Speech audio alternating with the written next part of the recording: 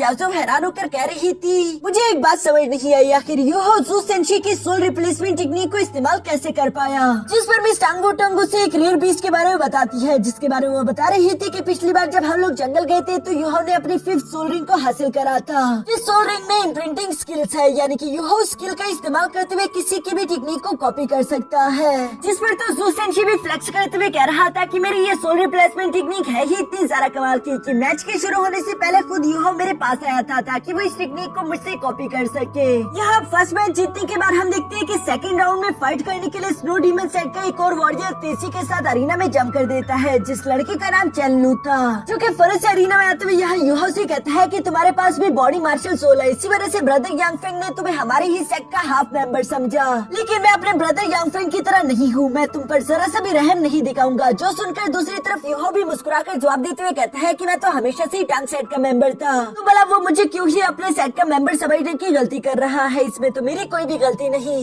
यूहो का ये कहना ही था कि तभी अचानक दूसरी तरफ हम देखते हैं कि चेनलू ने फौरन अपनी बॉडी मार्शल सोल एक्टिवेट कर ली और हम देखते हैं कि उसकी मार्शल सोल असल में उसकी टांगे थी, जिनकी पावर बूस्ट करने की वजह से उसकी रफ्तार काफी ज्यादा तेज हो चुकी है, जो कि तेजी के साथ यहाँ यूहो पर हमला करने के लिए आगे की तरफ बढ़ने लगा। रास्ते में वो जो स्नो गर्ल यहाँ पर अपनी एबिलिटीज का इस्तेमाल करती है, उस पर आइस अटैक करके उसे रोकने की कोशिश करती है, लेकिन दूसरी तरफ चेनलू ने उसके हर एक हमले को डॉज करते हुए तेजी के साथ हवा में जंप कर दी, जहाँ वो एक थंडर किक टेक्निक का इस्तेमाल करते हुए फौरन से यूहो के व्हील चेयर पर हमला कर देता है। पर अच्छा हुआ कि यूहो ने वक्त रहते उस अटैक को डॉज कर लिया था, जो देखकर यूहो के दोस्तों परेशान हो गए थे। लेकिन दूसरी तरफ यूहो पहले ही इस अटैक को प्रेडिक्ट कर चुका था, इसलिए वो चेनलू से कहता है कि मैं जानता था कि तुम यहाँ पर लैंड करोगे, इसलिए यूहो ने पहले ही यहाँ पर आइस एम्परर सोर्ड नीचे छुपाई हुई थी, जिसे वो स्नो गर्ल का इस्तेमाल करते हुए तेजी के साथ बाहर की तरफ निकाल चुका, जो अटैक सीधे जाकर चेनलू को हिट करने वाली थी। लेकिन वो कैसे तैसे खुद को बचाकर नीचे की तरफ हट जाता है और एक बार फिर से वो यूहो की तरफ बढ़ते हुए फौरन से अपनी सेकंड अवेकनिंग एक्टिवेट करके कह रहा था,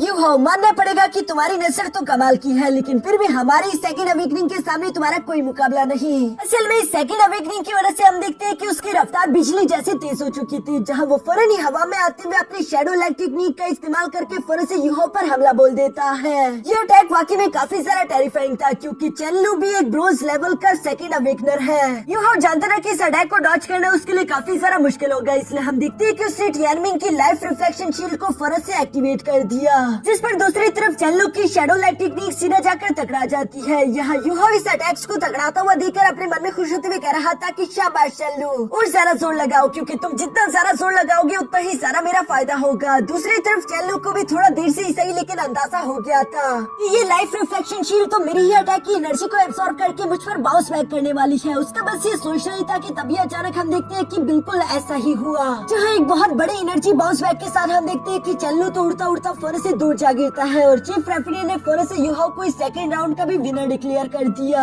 यूहो ने यहाँ पर चेनलू को इंजर्ड करके टीम बैटल के लिए अपनी टीम के लिए फाइट और भी जरा आसान कर दी, लेकिन साथ ही साथ वो यहाँ पर टियानमिंग से सवाल करते हुए कहता है कि टियानमिंग क्या तुम ठीक हो, जिस पर टियानमिंग यूहो को जवाब देते हुए कहता है कि मेरी फिक्र मत करो, मैं बिल्कुल ठीक हूँ, लेकिन लाइफ रिफ्लेक्शन शील्ड रीलोडिंग में जा चुकी है, आज के दिन तुम उसे दोबारा इस्तेमाल नहीं कर पाओगे। जो सारी बातें सुनती हम देखते हैं कि अब दूसरी तरफ से स्नो डीमन सेट का कैप्टन ही खुद फाइट करने के लिए अरीना की तरफ बढ़ने लगा, जहाँ उसकी बॉडी से निकलने वाला ऑरा काफी ज्यादा डेंस था। यूहो उस आदमी की ट्रू एनर्जी को महसूस करते हुए अपने मन में सोचता है कि यकीनन ये स्नो डीमन सेट का कैप्टन होगा, क्योंकि इसकी एनर्जी तो एक अलग ही लेवल पर है। इससे देखकर ऐसा लगता है कि अगर मैं अपने प्राइम में भी होता तब भी मैं इसे नहीं हरा सकता था। स्नो डीमन सेट जो कि ऑलरेडी 2 मैचेस हार चुका था, वो तीसरे मैच को हारना नहीं चाहते थे, इसलिए उन्होंने अपना सबसे पावरफुल वॉरियर अरीना में भेज दिया है। यहाँ अरीना में हम देखते हैं कि दोनों की इंटेंस एनर्जी एक दूसरे के साथ टकरा रही थी, जिसका प्रेशर बाहर मौजूद ऑडियंस भी महसूस कर रही है। दूसरी तरफ नीचे अरीना में मौजूद यूहो उस आदमी की सोल पावर को महसूस करते हुए अपने मन में कहता है कि मुझे लगता है कि ये रेल्म ऑफ यूनिटी है। जिस रेल्म ऑफ यूनिटी में आदमी खुद को नेचर के साथ कम्प्लीटली बंद कर देता है। लेमू ने मुझे कई सालों पहले इसके बारे में बताया था। साथ ही साथ मुझे उन्होंने ये भी बताया था कि जो भी इंसान एक बार रेल्म ऑफ यूनिटी को हासिल कर ले, उसमें इतनी ज्यादा ताकत आ जाती है कि वो एक सुपर डोलू तक को चैलेंज कर सकता है। मैं तो हैरान हूँ कि किसी ने इतनी कम उम्र में भी रेल्म ऑफ यूनिटी को हासिल कर लिया, क्योंकि इसे हासिल करने के लिए तो लोग कई 100 साल गुजार देते हैं। यूहो ये सब सोच रहा था, जबकि दूसरी तरफ यहाँ इन दोनों के सोल पावर के टकराव की वजह से देखते हैं कि अचानक से यूहो पर इफेक्ट हुआ और वो पीछे की तरफ दिखे लग गया, जिस वजह से यूहो की सोल इंजर्ड हो चुकी थी, उसके मुंह से खून निकल आया। दूसरी तरफ मिस्टर बीबी ये सारा नजारा देखकर कहते हैं कि यूहो इस वक्त डिसएडवांटेज में है। मैंने आज से पहले यूहो को कभी भी मेंटल पावर के मुकाबले में इतना ज्यादा कमजोर किसी के सामने भी नहीं देखा था। इवन की बुरी खबर तो ये है कि स्नो डीमन सेट के इस मेंबर की स्ट्रेंथ तो शायद मुझसे भी कई गुना ज्यादा होगी, जिसका सीधा मतलब ये है कि यूहो तो बेशक इस आदमी से हारा जाएगा, इवन कि हम भी इसे नहीं हरा पाएंगे। यानी कि मानो जैसे कि टांग सेट का खेल यहीं पर खत्म हो चुका हो। अभी अचानक दूसरी तरफ अरीना में हम देखते हैं कि उस आदमी ने भी खुद को इंट्रोड्यूस करवा दिया था, जहाँ वो बताता है कि मेरा नाम है लॉन्ग आउटियन। साथ ही साथ वो अपनी सोल रिंग्स भी एक्टिवेट कर लेता है, जो देखकर तो वहाँ पर मुझे सबके सब लोग ही हैरान हो गए थे, क्योंकि लॉन्ग आउटियन के पास 7 सोल रिंग्स थे, यानी कि वो एक सोल सेंट लेवल का वॉरियर है।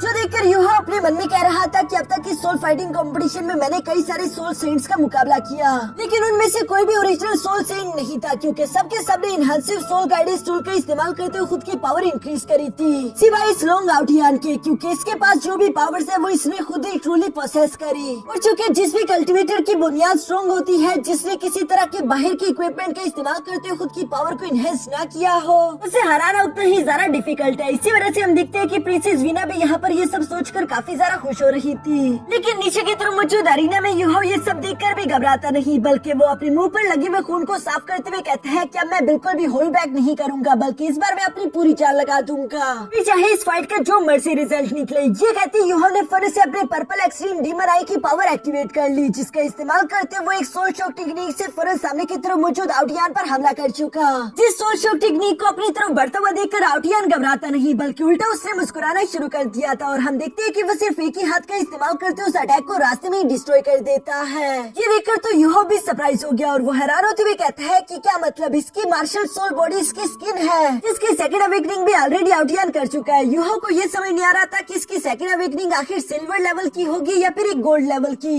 दूसरी तरफ हम देखते हैं कि आउटियन भी यहाँ पर काफी कूल तरीके से अपने जैकेट को उतारते हुए तीसरी के साथ यूहो पर हमला करने के लिए आगे की तरफ बढ़ने लगा, जो देखकर दूसरी तरफ यूहो, जो कि इस वक्त फिलहाल खड़ा नहीं हो सकता, हम देखते हैं कि उसने अपने मेंटल पावर को इतना ज्यादा कंडेंस कर दिया कि वो इसका इस्तेमाल करते हुए यहाँ अरीना में फाइट करना शुरू कर देता है, जिससे आउटियन पंच से पंच टकराते हुए काफी सारा जोर लगाकर फौरन से पीछे की तरफ धकेल देता है। साथ ही साथ वो मुस्कुराकर कहता है कि तुम काफी ज्यादा इंटरेस्टिंग हो, मुझे तुम पसंद आए। जिस पर यूहो ने एक बार फिर से अपने मेंटल स्पिरिचुअल पावर से बनी उस बॉडी को कंट्रोल करते हुए आउटियन पर हमला करने के लिए भेज दिया, और यहाँ इन दोनों के दरमियान एक बहुत ही ज्यादा आइकॉनिक लेवल की फाइटिंग शुरू हो जाती है। जिस फाइट के दौरान हम देखते हैं कि यूहो बेशक अपनी पूरी कोशिश कर रहा था, लेकिन फिर भी वो आउटियन की स्ट्रेंथ का मुकाबला नहीं कर सकता, और आखिरकार हम देखते हैं कि आउटियन ने उसकी स्पिरिचुअल बॉडी को डिस्ट्रॉय कर दिया, जिस वजह से यूहो के सोल को एक बार फिर से डैमेज हुआ। बाहर की तरफ यूहो के दोस्त भी उसके लिए काफी ज्यादा परेशान हो चुके थे, जबकि आउटियन अभी भी यूहो के सामने बिल्कुल सही सलामत खड़ा है, जो देखकर यूहो एक बार फिर से खुद को संभालते हुए कहता है कि शायद मुझे अपने ट्रम्प कार्ड का इस्तेमाल करना ही होगा, वो ट्रम्प कार्ड जो कि आज तक मैंने किसी के सामने भी इस्तेमाल नहीं किया था।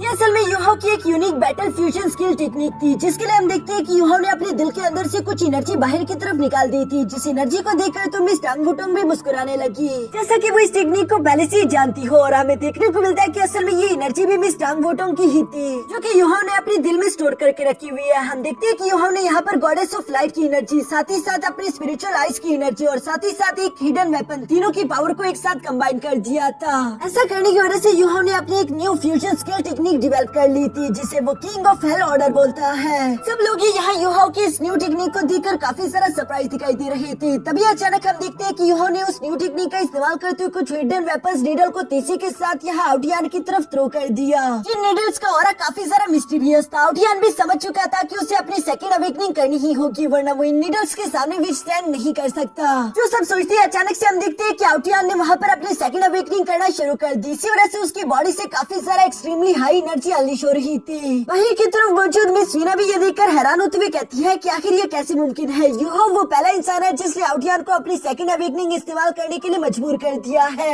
यहाँ अपनी सेकंड अवेकनिंग एक्टिवेट करने की वजह से हम देखते हैं कि आउटियन की बॉडी पूरी तरीके से एक डीमन की तरह ट्रांसफॉर्म हो चुकी थी, लेकिन फिर भी हम देखते हैं कि वो हिडन नीडल्स यहाँ उसकी बॉडी में जाकर टकरा गई। और उसके लिए अच्छी बात यह है कि सेकंड अवेकनिंग की वजह से उन नीडल्स का उसकी बॉडी पर ज्यादा कुछ असर दिखाई नहीं दिया, जबकि बाकी बच्चे कुछ नीडल्स को वो अपने पंच का इस्तेमाल करके नीचे की तरफ डिफ्लेक्ट कर देता है। इसके बाद हम देखते हैं कि आउटियन ने काफी कूल तरीके से यूहो को इशारा करते हुए कहा कि चलो अब आगे आओ, जैसे कि वो अब यूहो पर जरा सा भी रहम नहीं करेगा। लेकिन दूसरी तरफ यूहो भी आउटियन की सेकंड अवेकनिंग को देखकर समझ गया था कि असल में इसके पास सिल्वर लेवल की बॉडी है, जो कि इतनी ज्यादा स्ट्रॉन्ग होगी मैंने बिल्कुल नहीं सोचा था। पर साथ ही साथ यूहो ने अपने लास्ट अटैक के दौरान कई सारी सोल पावर एग्जॉस्ट कर दी, यानी कि वो और ज्यादा फाइट भी नहीं कर पाएगा। दूसरी तरफ आउटियन तो अभी भी बिल्कुल सही दिखाई दे रहा था। वो एक अटैक को रेडी करते हुए यूहो पर हमला करने के लिए खुद को तैयार कर लेता है, और ऑडियंस भी इस इंटेंस सिचुएशन को देखकर काफी सारा हैरान थी। तभी अचानक यूहो ने यहाँ पर आवाज दिया कि मैं हार मानता हूँ, जो सुनकर तो आउटियान भी हैरान हो चुका था। लेकिन दूसरी तरफ चीफ रेफरी फौरन से आउटियान को इस राउंड का विनर डिक्लेयर कर देते हैं।